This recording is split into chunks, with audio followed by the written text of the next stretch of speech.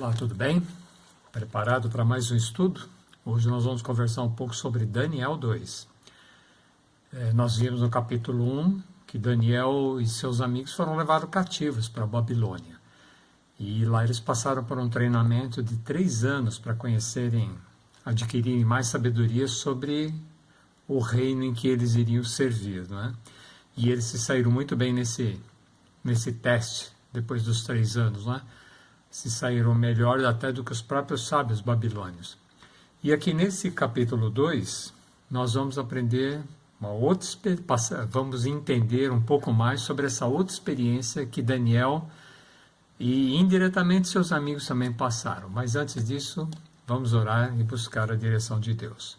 Senhor nosso Deus e Pai, queremos te agradecer pela vida, pela saúde, pela oportunidade que temos de mais uma vez estarmos aqui para aprender um pouco mais da Tua Palavra. Te pedimos que Teu Santo Espírito seja conosco, dando-nos o entendimento necessário para que possamos compreender a Tua Palavra e saber o significado desse sonho do rei Nabucodonosor, qual é o recado que Tu tinhas para eles e para nós também. Fica conosco, Teu Santo Espírito ilumine a nossa mente, te pedimos por Jesus. Amém. Muito bem, então vamos começar o nosso estudo.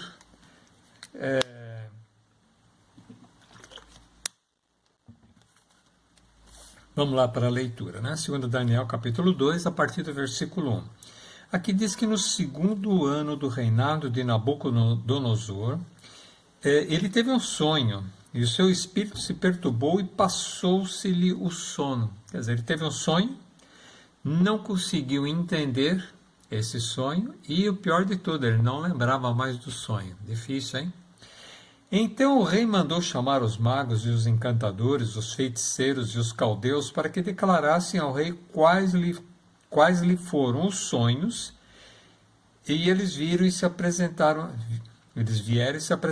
diante do rei. Então eles foram chamados, né, para vir diante do rei, para dizer o que ele sonhou e qual o significado deste sonho. E eles vieram. Aqui não sei se durante a noite ele não conseguiu dormir mais, mandou chamar os magos. Aqui a Bíblia não menciona sobre isso. Mas de qualquer forma eles foram chamados para dizer qual era o sonho e interpretá-lo. Disse-lhes o rei: tive um sonho e para sabê-lo está perturbado o meu espírito. No versículo 4, os caldeus disseram ao rei em aramaico: ó rei, vive eternamente, dize o sonho a teus servos e daremos a interpretação. Quer dizer, se você disser qual é o sonho, nós teremos condições de dar a interpretação. Difícil, ele não lembrava do sonho. Respondeu o rei no versículo 5 e disse aos caldeus: uma coisa é certa, se não me fizerdes saber o sonho e a sua interpretação, sereis despedaçados e as vossas casas serão feitas monturo. Quer dizer, para de enrolar, diz logo o que foi que eu sonhei, qual o significado desse sonho. Não me enrolem. Olha o versículo 6. Mas se declarar, quer dizer, ele falou aqui que se não falassem, ele ia despedaçar a casa deles e ia matar todos eles. Mas se me declarardes o sonho e a sua interpretação, recebereis de mim dádivas, prêmios e grandes honras. Portanto, declarai-me o sonho e a sua interpretação. Responderam uma segunda vez e disseram: diga o rei o sonho a seus servos, e lhe daremos a interpretação. Mas eles insistiam. Era uma coisa praticamente não, era impossível para o homem saber o que foi que o rei sonhou. A partir do sonho eles podiam até tentar uma interpretação, agora sem saber que sonho era esse. Eu chegasse para vocês e falasse assim: puxa, eu tive um sonho, eu preciso que vocês me ajudem a lembrar qual foi o sonho que eu tive e qual o significado. Vocês iam ficar olhando para minha cara e falar: você está gozando da minha cara, né? Como é que eu vou dizer o que é que você sonhou? Você que sonhou, como é que eu vou saber? Mas no versículo 8 o rei estava perdendo a paciência. Tornou o rei e disse: bem percebo que quereis ganhar tempo, porque vedes que o que eu disse está resolvido. Isto é, se não me fazeis saber o sonho, uma só sentença será vossa, pois combinastes palavras mentirosas e perversas para as proferirdes na minha presença, até que se mude a situação. Portanto, dizei-me o sonho e saberei que me podeis dar-lhe interpretação. Se vocês não me disserem o sonho, eu já sei que vocês não vão conseguir dar interpretação. Sendo assim, vou ter que mandar matar todos vocês. Uau, hein? Que situação difícil, né? Ser um adivinho, um mago na presença do rei, um sábio, né? Difícil, né? Versículo 10, responderam os caldeus na presença do rei e disseram, e aqui eles falaram uma verdade, não há mortal sobre a terra que possa revelar o que o rei exige, pois jamais houve rei, por grande e poderoso que tivesse sido, que exigisse semelhante coisa de algum mago, encantador ou caldeu. Então o que eles estavam dizendo era verdade, não tinha nenhum ser humano capaz de fazer isso. Interpretar sim, mas dizer qual é o sonho, isso não tinha como.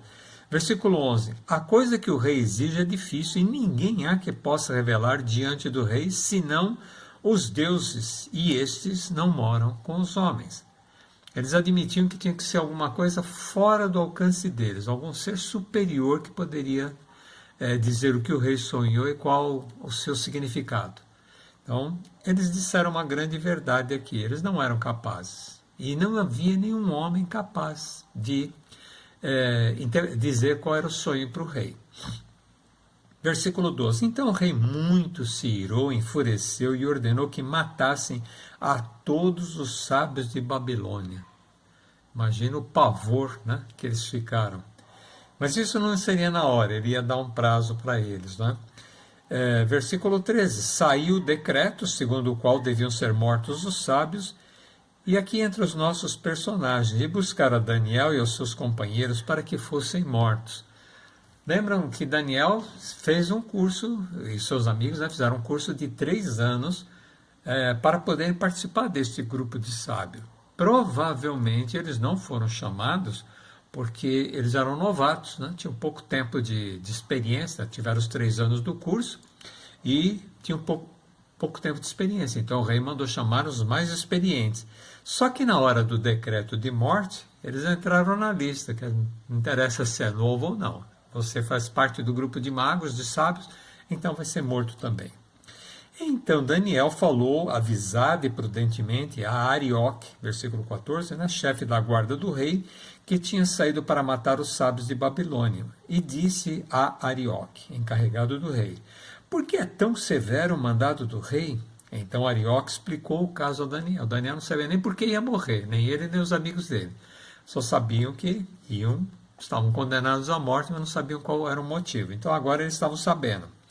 Então Daniel foi, versículo 16, ter com o rei e lhe pediu designasse o tempo e ele revelaria ao rei a interpretação. Olha que ousadia, hein? Ele foi lá falar com o rei e pediu um tempo, né? Dá um tempo para mim, 1 dia, 2 dias, 3 dias, né? Eu vou interpretar para você, vou dizer qual é o sonho e vou interpretar. Por que Daniel tinha essa convicção? Se a gente voltar um pouquinho lá no capítulo 1, no versículo 17, quando eles foram testados depois dos 3 anos, versículo 17 diz assim, ora, a estes 4 jovens Deus deu o conhecimento e a inteligência em toda cultura e sabedoria, mas a Daniel deu inteligência de todas as visões e sonhos, quer dizer, eles ganharam da parte de Deus o conhecimento e a inteligência de toda cultura e sabedoria. Agora, Daniel ganhou alguma coisa a mais. Ele ganhou também inteligência de todas as visões e sonhos. Então, ele tinha essa convicção, só que ele não sabia qual era o sonho ainda. Ele tinha que buscar lá na fonte, lá com Deus, para saber qual foi o sonho do rei e qual a interpretação. Versículo 17, então Daniel foi para casa, o rei deve ter dado prazo, algum prazo para ele, a Bíblia não menciona que prazo foi esse, mas deu um tempo para ele, né?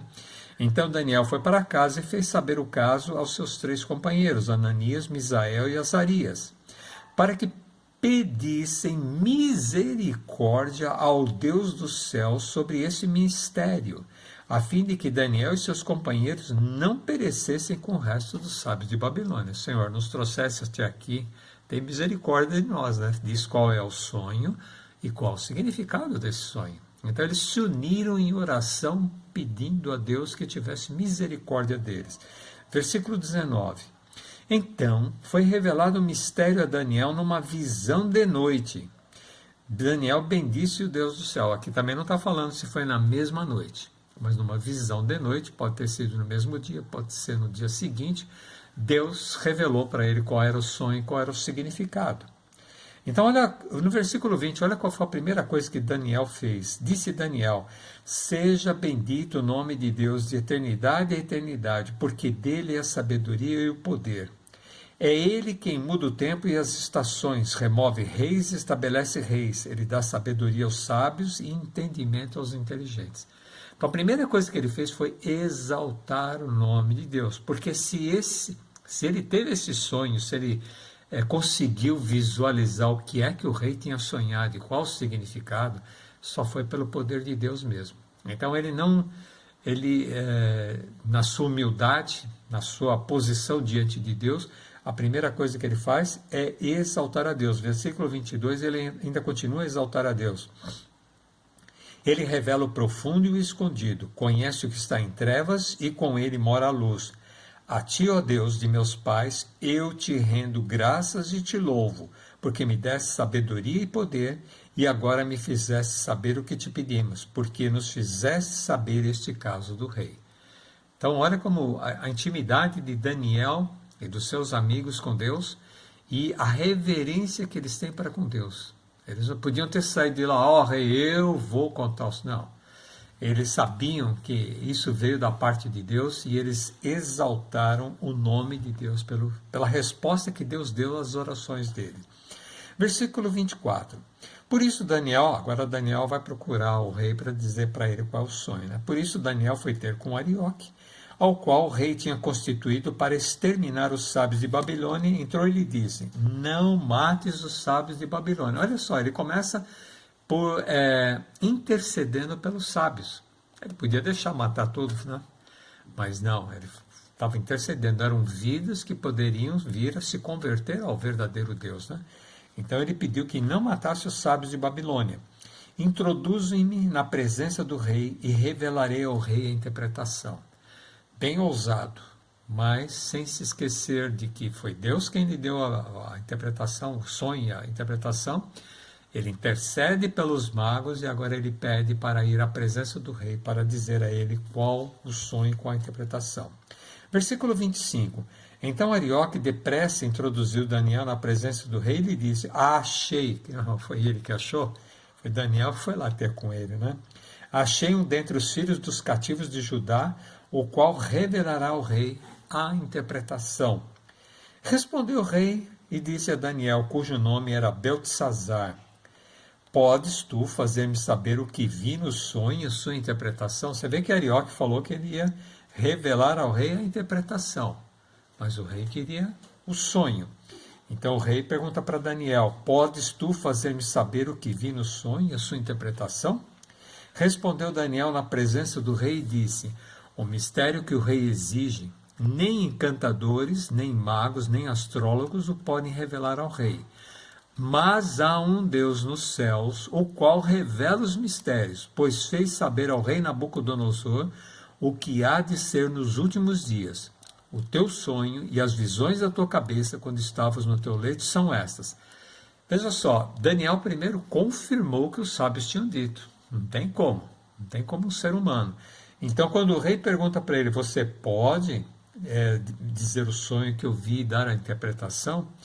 Ele falou para o rei: há um Deus nos céus. Aqui na terra não tem ninguém que possa fazer isso, mas há um Deus nos céus, o qual revela os mistérios. E ele fez saber ao rei o que há de acontecer nos últimos dias. Não só nos últimos dias, como no tempo de Nabucodonosor e os reinos sucessivos, os reinos que viriam logo após o seu. Estando tu, versículo 29, agora ele vai começar a contar.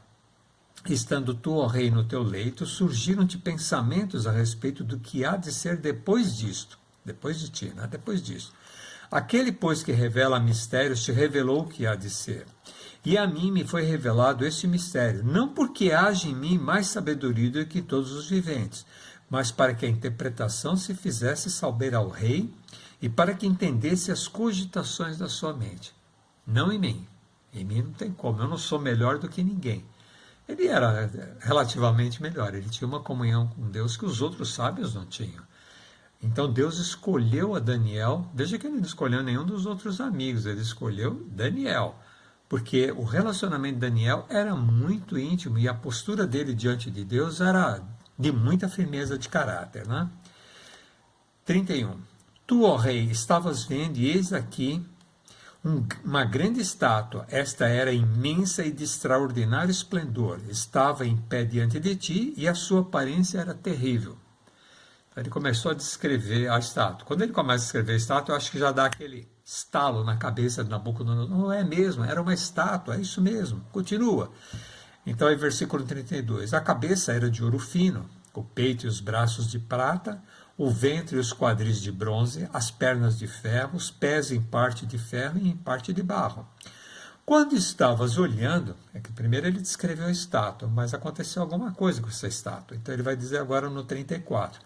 Quando estavas olhando, uma pedra foi cortada sem auxílio de mãos, feriu a estátua nos pés de ferro e de barro e os esmiuçou. Então foi juntamente esmiuçado o ferro, o barro, o bronze, a prata e o ouro, os quais se fizeram como palha das eiras do estio, e o vento os levou, e deles não se viram mais vestígios. Mas a pedra que feriu a estátua se tornou em grande montanha que encheu toda a terra. Ó, Nabucodonosor, esse foi o sonho que você teve. Esse é um sonho esquisito, uma estátua com cabeça de ouro, o peito de prata, os quadris de bronze, né? E depois as pernas de ferro, os pés de ferro e barro misturado, né? Não dá liga, ferro com barro não dá liga, né? Depois, de repente, do nada, corta-se uma pedra, uma rocha, né? E essa rocha é atirada contra a estátua e esmiuça os pés dela, e a estátua cai, e essa pedra acaba de esmiuçar tudo. Aqui diz que os quais, né, a prata, o ouro, o bronze, o barro, o ferro, se fizeram como a palha das eiras no estio. Quer dizer, o vento levou, sumiu tudo, não sobrou nada, né? Versículo 36, esse é o sonho, e também a sua interpretação diremos ao rei. Agora eu vou dizer para você a interpretação. 37, tu, ó rei, rei dos reis, a quem o Deus dos céus conferiu o reino, o poder, a força e a glória, e a cujas mãos foram entregues os filhos dos homens, onde quer que eles habitem, os animais do campo e as aves dos céus, para que dominasses sobre todos eles. Tu és a cabeça de ouro. Então, olha que honra, né, que o Nabucodonosor teve. Deus o escolheu para ser o imperador, o que reinaria sobre os homens, sobre as aves, sobre os animais, teria o domínio sobre tudo. Você é a cabeça de ouro. Depois ele continua, versículo 39, depois de ti se levantará um outro reino, inferior ao teu, não tão poderoso quanto o teu. Então, e depois um terceiro reino de bronze, né? Então virá um de prata e agora o terceiro de bronze, o qual terá domínio sobre toda a terra também. Mas vocês estão percebendo que está diminuindo. Ouro, prata, bronze, depois o próximo de ferro. Então, em termos assim de valor, né, eles seriam inferiores, mas em termos de poder estariam no mesmo nível ou até superior. O quarto reino, versículo 40, será forte como o ferro, pois o ferro a tudo quebra e esmiuça, despedaça, estraçalha, né? Como o ferro quebra todas as coisas, assim ele fará em pedaços e esmiuçará. Quanto ao que viste dos pés, interessante vocês verem aqui que ele gastou um pouquinho mais de tempo falando das pernas de ferro, os outros ele só falou que viriam. Aqui ele deu mais alguns detalhes, porque esse império aqui é muito importante e nós vamos descobrir daqui a pouco, no próximo estudo, por quê. Quanto ao que viste os pés e dos artelhos em parte de barro, de oleiro e em parte de ferro, será esse um reino dividido. Contudo, haverá nele alguma coisa da firmeza do ferro, pois que vistes o ferro misturado com barro de lodo. Como os artelhos dos pés eram em parte de ferro e em parte de barro, assim por uma parte o reino será forte e por outra será frágil. Quanto ao que viste do ferro misturado com barro de lodo, misturar-se-ão mediante casamento, mas não se ligarão um ao outro, assim como o ferro não se mistura como o barro. Se a gente for pesquisar em termos da história, nós vamos perceber que a partir desse reino que ele está mencionando aqui, está mencionando Babilônia, né? Tu és a cabeça de ouro. Então, na sequência, após a Babilônia, o novo império que surge são os Medo-Persas, com Dario, com Ciro, né? E depois dos Medo-Persas, então, os Medo-Persas corresponderiam ao peito de prata, né? Depois do peito de prata, vem o quadril de bronze. Quem seria? Depois dos Medo-Persas veio a Grécia, Alexandre o Grande, depois seus 4 generais, depois da morte de Alexandre, os 4 generais, né, dividiram entre si os reinos, né? E depois do bronze, que império que veio de ferro, que durou muitos anos mesmo, e que era terrível, né? Roma. Aí veio Roma, né?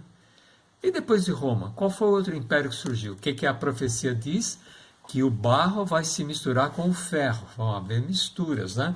Mas não haverá nenhum outro grande império, será um reino dividido. Haverá alguma coisa da firmeza do ferro, mas o ferro e o barro não tem liga. Então, não haveria nenhum outro império poderoso depois do Império Romano. Pode falar assim, mas e os Estados Unidos, a Rússia? Ele está se referindo a um tempo profético. Naquele tempo, seria no tempo de Babilônia, né, da Babilônia. Depois ele está dando as sequências. E depois ele vai pular um pedaço dessa história, não interessa, isso aqui é só para ver que é verídico o fato, né? Depois ele vai falar sobre aquela pedra que vem e que esmiuça toda a estátua e que cresce e fica igual uma montanha e que domina sobre toda a terra. Então, esse aqui é o reino de Cristo. Então, depois desses 4 impérios, o próximo império importante que vai surgir não é Rússia, não é China, não é Estados Unidos, né? Mas sim o império de Cristo, onde ele é o comandante.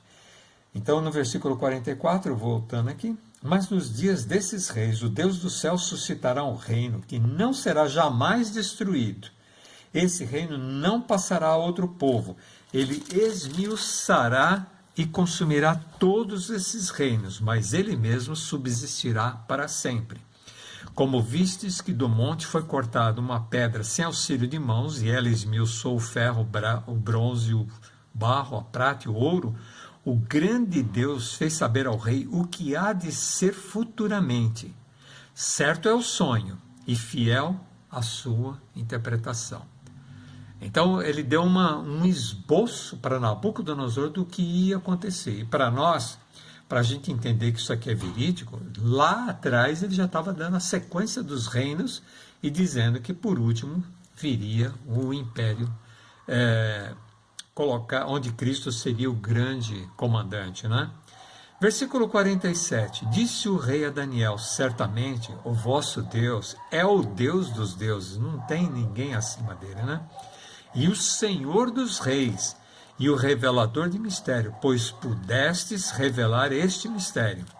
Então o rei engrandeceu a Daniel e lhe deu muitos e grandes presentes, e o pôs por governador de todas as províncias, toda a província da Babilônia, como também o fez chefe supremo de todos os sábios da Babilônia. Ora, é igual quando foi com José. Quando José interpretou o sonho de Faraó, das vacas magras, vacas gordas, das espigas magras, das espigas gordas, o Faraó falou, você vai ser o segundo no reino. Depois de mim é você, vou pôr você aqui como cabeça. Uma pessoa que é dirigida, que é orientada pelo próprio Deus dos deuses, como eles mencionam aqui, né? É uma pessoa digna de confiança e merece ser o braço direito do rei. Não foi diferente agora com Daniel e Nabucodonosor. Nabucodonosor colocou ele como chefe supremo de todos os sábios de Babilônia.